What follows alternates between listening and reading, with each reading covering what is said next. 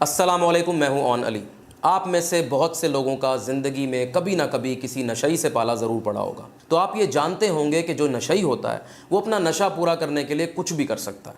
जब एक नशई के पास नशा पूरा करने के पैसे ख़त्म हो जाते हैं तो वो बाहर जाकर अपने दोस्तों से मांगता है, अजनबियों से मांगता है, घर आकर अपने घर वालों को तंग करता है। जब ये सब लोग उसके आगे हाथ जोड़ लेते हैं कि भाई तेरा नशा पूरा करने के लिए हमारे पास पैसे नहीं हैं, तो वो घर की चीज़ें बेचना शुरू कर देता है। वो अवन बेचेगा, इस्त्री बेचेगा, टीवी बेचेगा, मोबाइल बेचेगा, घड़ियां बेचेगा, चप्पल तक बेच देगा, लेकिन अपना नशा पूरा करके रहेगा। तो भाई बात कुछ ऐसी है कि पाकिस्तान पर भी पिछले 1 साल से 13 जमातों के नशई मुसल्लत हैं। कभी वो बाहर जाकर अजनबियों से मांग रहे हैं, अपने ओवरसीज़ पाकिस्तानियों से मांग रहे हैं, और घर वालों का तो खैर खून चूस ही रहे हैं। अभी आपने देखा पेट्रोल 20 रुपये बढ़ गया। लेकिन बात यहाँ ख़त्म नहीं हो रही। इन नशइयों को अपना नशा पूरा करने के लिए अब मुल्क के असासे भी गिरवी रखने पड़ रहे हैं, चाहे वो एयरपोर्ट्स हों, पोर्ट्स हों या मोटरवेज हों। अब सवाल ये पैदा होता है कि इन नशइयों का नशा है क्या?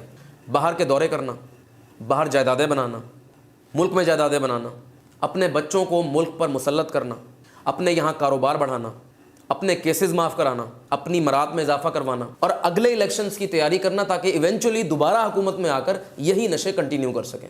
अब इन नशइयों ने पिछले 1 साल में अपने घर वालों के साथ क्या किया है ज़रा वो सुन लें। आटा जो 78 रुपये का था 100% इजाफे के साथ 155 रुपये का हो गया। पेट्रोल 150 का था, तकरीबन 100% इजाफे के साथ 273 पर आ गया।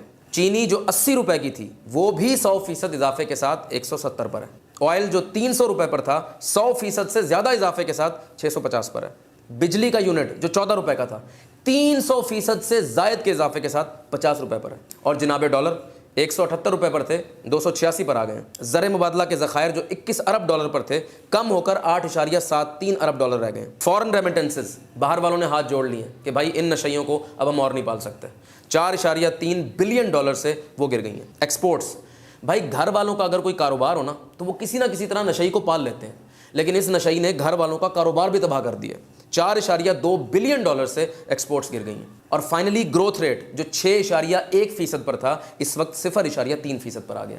तो भाईजान अब इन नशइयों को तो आपने याद रखना ही रखना है, लेकिन उन नशइयों को भी नहीं भूलना जो पिछले साल टीवी पर दिन रात आपको आकर कहते थे कि इन नशइयों को ले आएं, मुल्क तरक्की की राह पर गामजन हो जाएगा। तो अब अगर इलेक्शंस हुए और जब भी हुए आपने ये देखकर वोट देना है कि आपका वोट किसी नशई को नहीं जाना चाहिए, क्योंकि वो अपने नशे के लिए आपका घर बर्बाद कर देगा। बहुत शुक्रिया।